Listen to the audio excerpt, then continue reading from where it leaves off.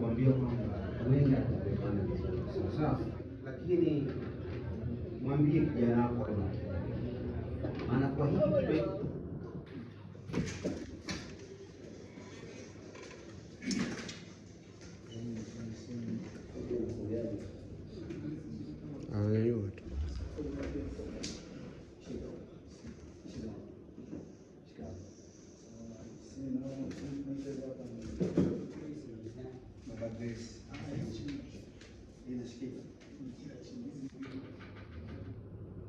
sasa, labda na mimi ndio pendekezo langu moja tu kwamba sitaona tena haja ya binti yangu kwa kiongozi kwenye kampuni,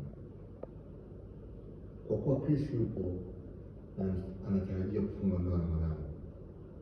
Naomba nipendekeze moja kwa moja Chris kwa kiongozi wa kampuni hii, kwa sababu mara baada ya ndoa atakuwa ameshakuwa mkuu wao, kwa na hakika atakuwa amemrepresent au kuwa mbadala wa mwanangu Chris. Nilionaje hiyo?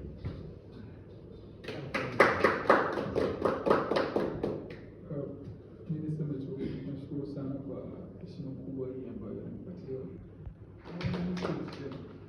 Nasema hivi, nimepokea hekima hii kwa mikono miwili. action.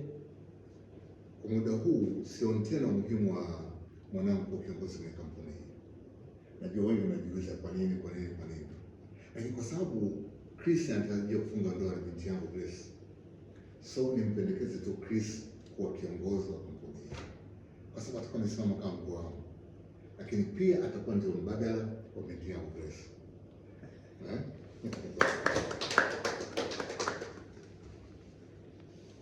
Mimi nipende tu kusema kwamba najua wengi mnajiuliza kwa nini, lakini kwa kuwa Chris anatarajia kufunga ndoa na binti yangu Grace, napendekeza moja kwa moja Chris kuwa kiongozi wa hii kampuni, na hakika kampuni itakuwa inaongozwa na mkuu wangu, lakini pia ndio itakuwa mbadala wa binti yangu Grace.